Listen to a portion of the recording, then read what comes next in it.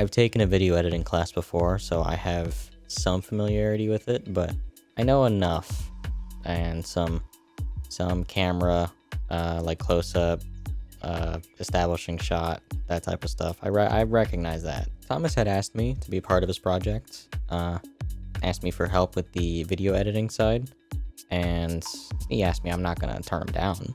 So yeah, I'm definitely excited for this project to be done because I want to see it done. And then I want Thomas to get all the credit that he deserves for when, it blows up. I would say I'm actively improving my skill set. Currently, I'm hired as a graphic designer, which is, anything between any graphical piece you see online plus video sometimes. So yeah, I'm actively and constantly using my skill set and improving. If you could change one thing about this project so far, what would it be? I would hire a actually spooky man and just have him, I don't know, standing in the background of each clip and just chilling, just menacingly in the background. That's what I would change.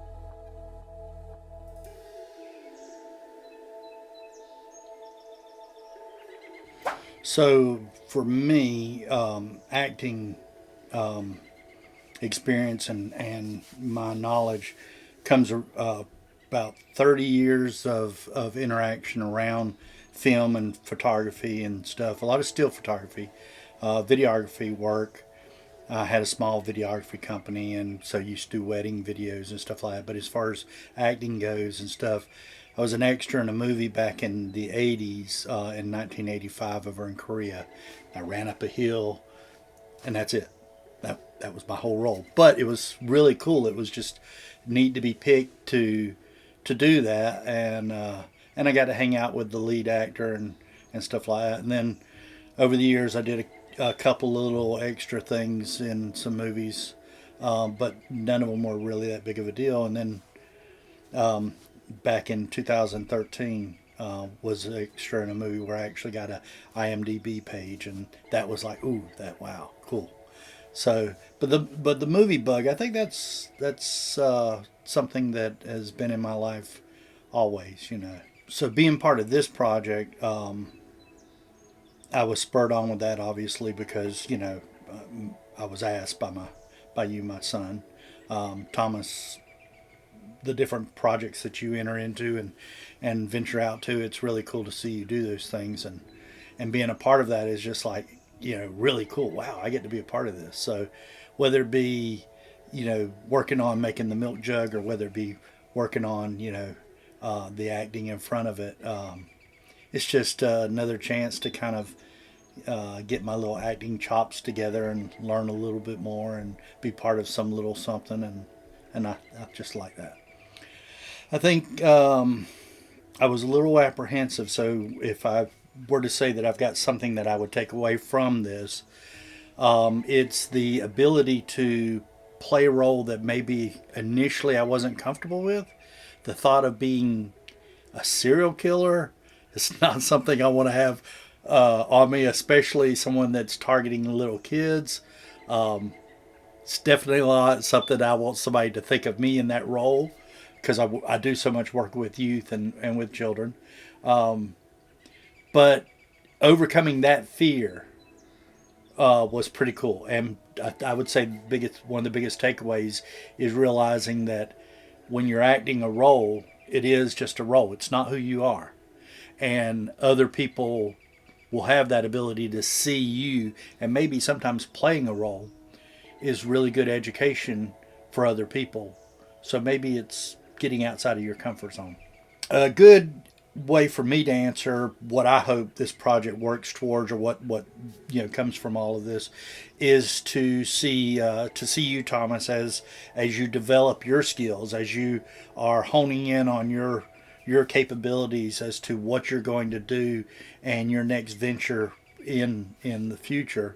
And then you also have, because the great thing about film is it's like capturing a moment of time and holding on to it. And so you could look back at it later and you could say, oh wow, that was terrible acting, or that was terrible effects, or that was terrible this, and look how much I've changed and look how it's gotten better.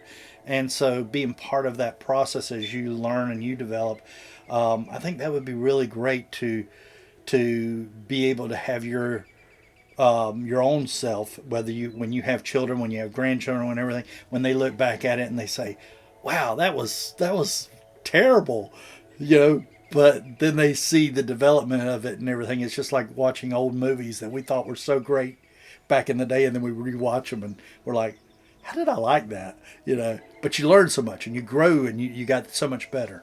And I think that would ultimately be the thing I would hope this would turn out. I don't know that I would change really anything. I kind of liked everything as the way it went. But again, it's one of those things of developing and learning and everything. I don't think I'm a very good actor.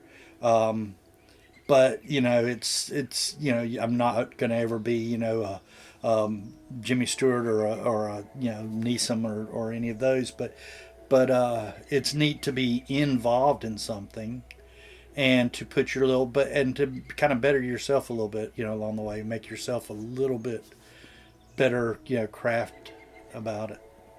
And maybe that would be the thing I'd work on, just learn from it, not so much change anything.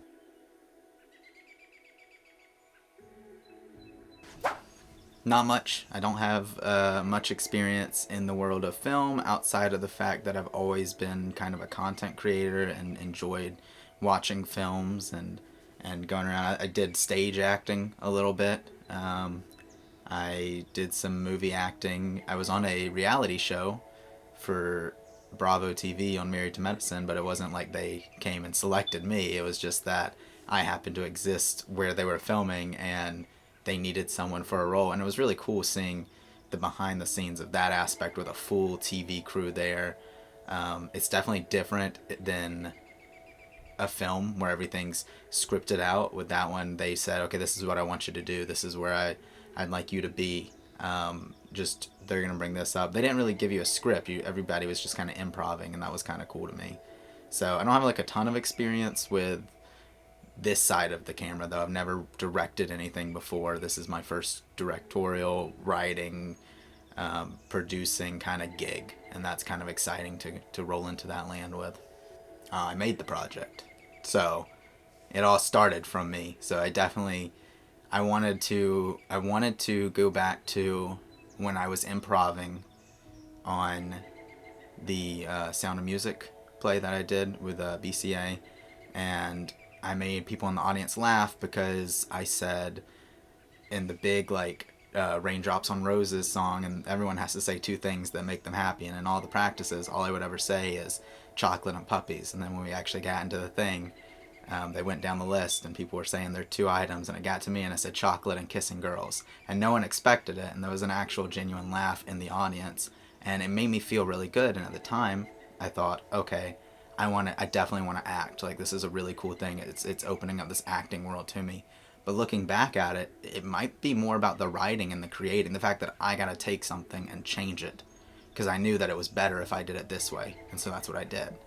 And so giving me that directorial, that where I can take a project and craft it from the beginning and find the end, I think that's better for me, and I think it's kind of more where I want to fit into. Details are super important. I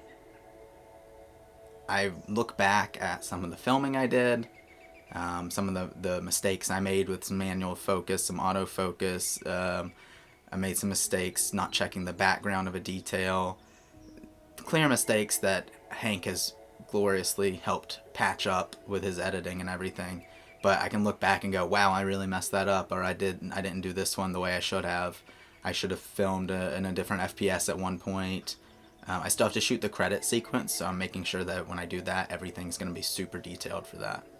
The most exciting thing I have from this project is that no matter how shitty the end result is, like even if it's a really bad film, I can walk forward and say I'm a filmmaker. Like even if I watch the film and I go, wow, that was not where I wanted to go with it, it's a learning experience, and no one can ever take away my credentials as a filmmaker. I've done it, I've gone through the process, and now we move on to the next project, and we move on to our next adventure, if you will. I'm already working on writing another one while the editing's going on, just because I want to have that next step to go to, so that I'm never ending anything abruptly. That way I'm always working towards a goal. Yes. Yeah, With the project, I do plan on going forward, like I've mentioned before, and furthering this all. This is kind of the first step in my many stepping stones towards what I hope is a decent directorial and film career. And so I've got to take it from here, step one, and work my way all the way to wherever the end goal is. But yeah, I definitely plan on taking everything I learned from this project and moving forward. One of the big things about short films is that you're building a little portfolio, if you will, of collected work and what you've done, and so you can keep that portfolio. And so if I ever go to a investor who I want to maybe look at a film that I want to do and I need some funding for, I could say, listen, here's what I can do, and I can just lay out everything that I've done and show them that. And even if they do want to see the old stuff where I was first learning, they can come back and look here and say, okay, well, that was kind of rough maybe, or maybe it was excellent. But you can definitely see where I built from there. So I plan on definitely building every step of the way. I would have filmed audio and video together. I ran into an issue where I couldn't do both at the same time, and I think that's really, it's, luckily Nick is he's really good at audio editing. That's like his big thing. Film editing's really his newer push that he's going through. So I'm hoping he can help patch up any weird holes that we may have in that, and then if I need to go back and refilm something audio wise, I can. But it definitely would have been a lot easier to have both filmed at the same time and sync up later in editing. It's unfortunate that we weren't able to, but sometimes things happen and you just have to roll with it, which is something I've learned with this whole process, is that you can't control and micromanage every little aspect. You have to kind of, okay, well, we only have 2 hours to do this. We can't do both. Well, let's get the video out of the way. We'll come back. We'll do the audio later. We'll do it another time. Let's go ahead and roll with something. I can't remember. There's a famous person who just says, fuck it, we'll do it live. And I think that's kind of the mentality you have to take on some areas, and you just kind of have to move. I think I could definitely, though, also work on expanding my voice for director's notes at times. I do have to let people know that, you know, whatever the vision is that they have in their head, especially with actors and people like that, that's great, and I take that into account and I listen to it. But at the end of the day, it's my project, so I need to direct people a little better in the future, especially when I'm dealing with a room full of actors, if you will, because sometimes their vision is what got them there and my vision is what got me there, and we need to make that work together and merge a little bit.